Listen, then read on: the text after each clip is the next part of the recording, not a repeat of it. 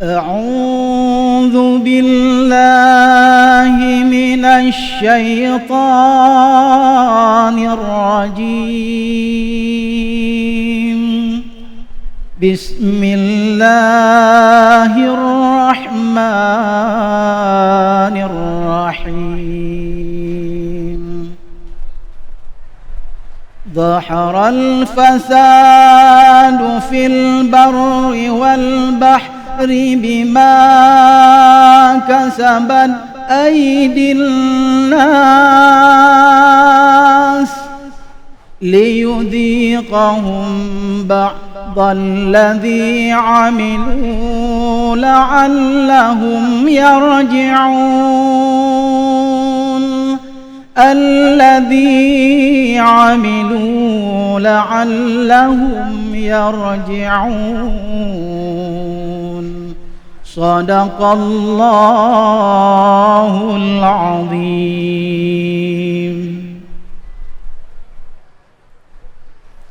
Alhamdulillahirabbil alamin. Surah Ar-Rum tadi sama-sama sudah kita dengar dan kita baca. Al-Qur'an itu asyifaun, ya, obat buat hati. Jadi kalau kita menyimak Al-Qur'an dengan hati kita, tidak hanya dengan telinga kita, insya Allah itu juga menjadi obat, ya, setidaknya penenang dalam jiwa kita.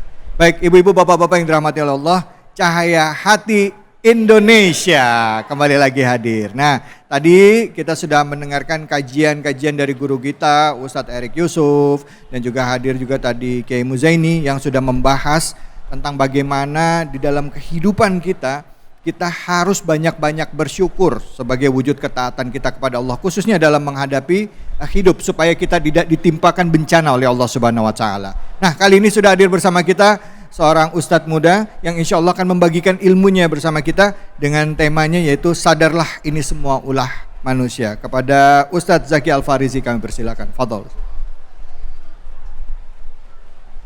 Assalamualaikum warahmatullahi wabarakatuh.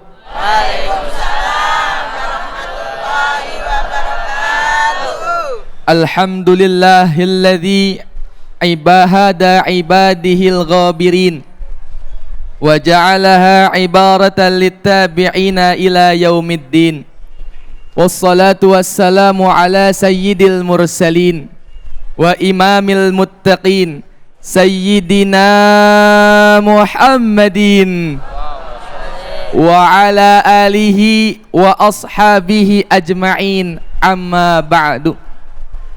Para pemirsa Cahaya Hati Indonesia dan para jamaah yang hadir pada kesempatan pagi menjelang siang hari ini, marilah kita sama-sama dahulukan untuk memuji Allah Subhanahu wa ta'ala atas segala karunia dan nikmat yang telah Allah berikan kepada kita. Karena sampainya kita di tempat ini tidak lain dan tidak bukan berkat Allah mampukan kaki kita untuk melangkah, mampukan mata kita untuk melihat, dan memampukan jantung kita untuk selalu berdetak.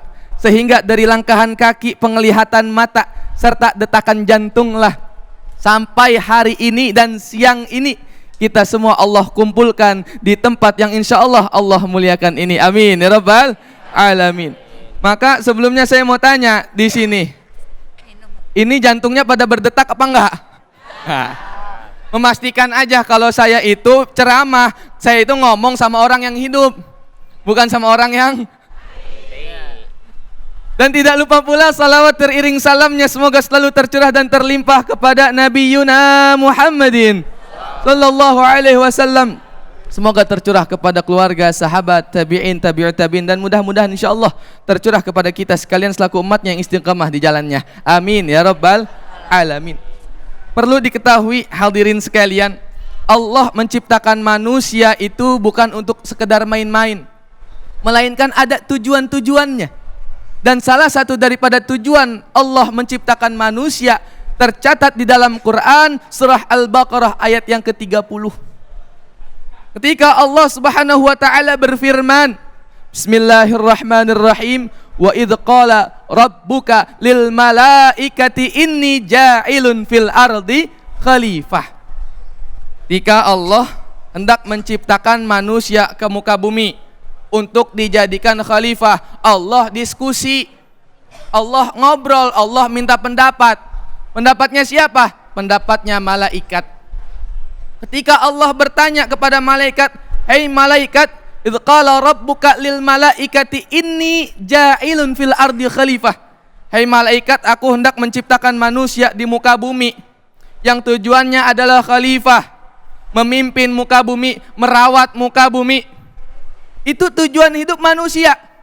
Lalu malaikat komplain, malaikat protes. Tapi biasanya yang hobi protes itu bukan malaikat. Siapa Pak yang hobi protes? Istrinya katanya. Ini malaikat protes. Kata malaikat, qalu ataj'alu fiha may yufsidu fiha wa yasfikud dima. Kata malaikat, ya Allah, apakah engkau hendak menjadikan manusia yang nantinya akan berbuat kerusakan di muka bumi dan nantinya akan bertumpahan darah, sedangkan kami nahnu nusabbihu bihamdika wa nuqaddisu lak.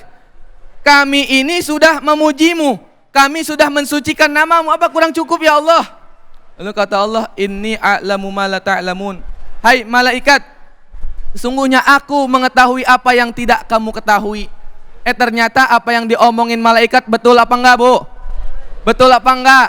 Apa kata malaikat? Manusia itu nanti akan berbuat kerusakan dan akan bertumpahan darah. Benar terjadi sekarang. Masya Allah, gunungnya botak. Gunungnya botak, jadinya longsor. Pohonnya ditebang-tebangin. Ulah siapa, Bu? Mana manusianya? Ya Allah, itu berkat ulah manusia. Sehingga apa? Allah turunkan bencana, Allah turunkan azab. Dan tadi sudah dibacakan oleh qari kita, Masya Allah, dengan suara lantunan yang indah, merdu, membuat hati kita tenang dengan bacaan Qur'annya. Apa? Allah berfirman di dalam Quran surah Ar-Rum ayat yang ke-41. Kata Allah di dalamnya, zaharal fasadu fil barri wal bahr bima kasabat aidin nas. Kata Allah, telah nampak, telah jelas, kata Allah, kerusakan fil barri wal bahr, di daratan maupun di lautan. Masya Allah, itu sudah jelas. Kira-kira bapak-bapak, ibu-ibu ngelihat gak kerusakannya?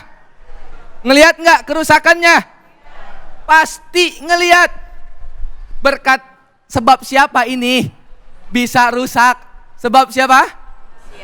Sebab manusia. Bima kasabat aidin nas, yang dikarenakan, yang disebabkan oleh ulah tangan manusia. Kenapa manusia bisa seperti itu? Karena dirinya dipenuhi oleh hawa nafsunya. Coba kalau seandainya manusia turun ke muka bumi Allah menjadi khalifah, manusia diciptakan oleh Allah lalu mengikuti buku aturannya, mengikuti buku petunjuknya, maka tidak akan mungkin Allah turunkan bencana. Nah, dalilnya Allah Ta'ala berfirman, walau anna ahlal qura amanu wattaqau la fatahna alaihim barakatim minas sama'i wal ardh. Dan kalau sekiranya penduduk negeri itu beriman dan bertakwa kepada Allah, niscaya Allah akan bukakan keberkahan dari langit dan Allah akan bukakan keberkahan dari bumi, sehingga air hujan yang turunnya tidak membawa banjir, air lautnya tidak membawa tsunami, tanahnya tidak membawa longsor, anginnya tidak menghancurkan rumah orang.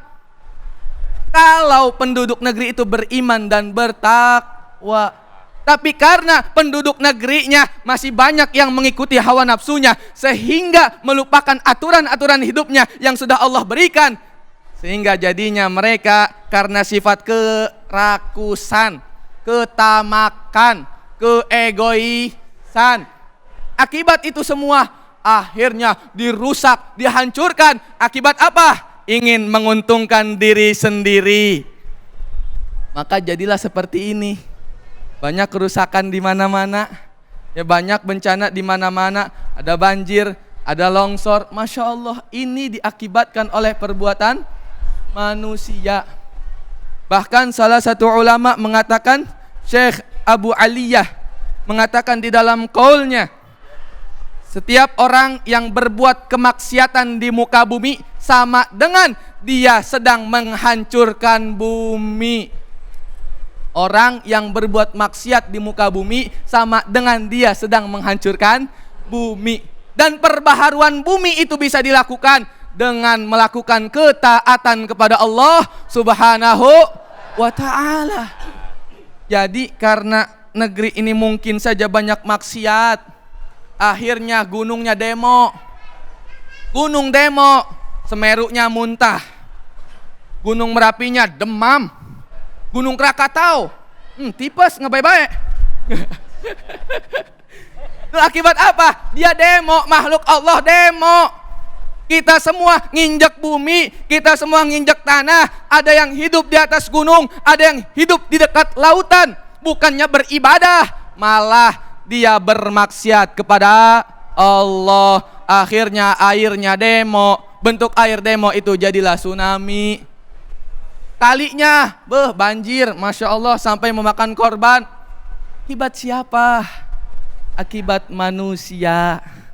Maka dari itu yuk sama-sama kita rubah, kita perbaharui bumi, kita perbaiki bumi dengan meningkatkan keimanan dan ketakwaan kita kepada Allah Subhanahu wa ta'ala. Yuk tingkatkan ibadah lagi, Bu.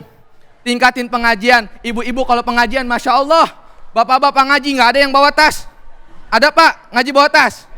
Gak ada. Ibu-ibu ngaji bawa tas. Ilmunya diambil, Masya Allah, diserap, dimasukin, sampai ke besek-beseknya dimasukin ke tas. Ya Allah, ya.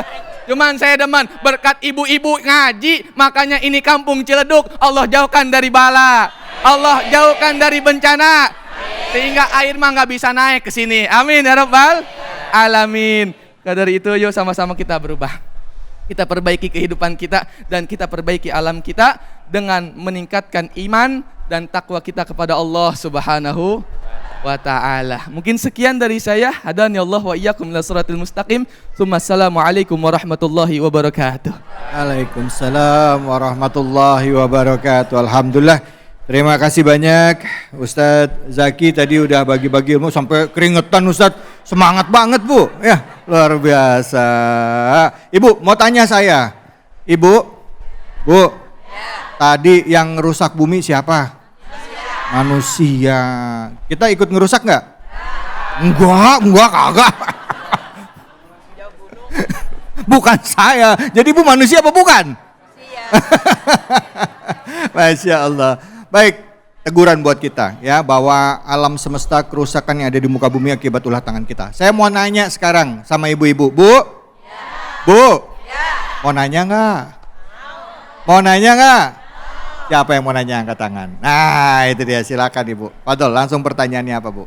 Assalamualaikum Ustadz, perkenalkan saya Rani. Saya mau bertanya, bagaimana kita bisa tahu suatu bencana yang terjadi itu merupakan ujian dari Allah atau ulah dari manusia? Terima kasih Ustadz. Ya, makasih Bu. Silakan Ustadz Zaki, Fadol. Berdiri ya. Bagaimana kita bisa mengetahui musibah yang Allah berikan itu ujian atau azab, ya? Ujian atau teguran dari Allah. Nah, maka cara mengetahuinya, lihat diri kita, Bu. Musibah yang Allah berikan ke dalam diri orang yang beriman, maka itu akan menjadi ujian. Karena tadi disampaikan, orang yang sekolah ketika ingin naik kepada tingkatan yang berikutnya pasti akan diuji. Orang yang beriman, orang yang ahli ibadah, ketika dia ditimpa musibah lalu dia sabar dalam menjalankannya, insya Allah itu merupakan bentuk ujian yang Allah akan angkat derajat ibu-ibu yang diuji tersebut ke derajat keimanan yang lebih tinggi lagi. Tapi kalau seandainya kitanya ibadah jarang, sholatnya, ngajinya, sedekahnya Allah uji, bilang, waduh gua sakit nih, diuji sama Allah. Sholat aja enggak, ngaji boro-boro, cuma mesen seragamnya doang. Itu pun bayarnya nunggak. ngaji enggak, ibadah enggak, sholat enggak, puasa enggak, ya maksiat jalan. Tapi begitu dapat musibah nganggapnya, oh ini mah ujian. Sekolah kagak mau dapat ijazah. Nah, maka dari itu tadi bisa cara membedakannya itu adalah lihat diri kitanya. Ya cuma kalau bisa jangan kepedean dah meskipun kita ahli ibadah, karena kan kita nggak tahu ibadah yang mana yang diterima oleh Allah, betul? Ibu-ibu ngaji, yang mana ngaji yang diterima sama Allah? Kan belum tahu, kadang ngaji mah cuma begini doang. Kayak toko emas berjalan. Sedangkan perbuatan ria aja nggak diterima sama Allah. Maka kita nggak tahu perbuatan ibadah mana yang diterima oleh Allah. Ketika kita mendapatkan ujian, mendapatkan musibah, maka tujuan dari Allah itu adalah la'allahum yarji'un. Apa la'allahum yarji'un?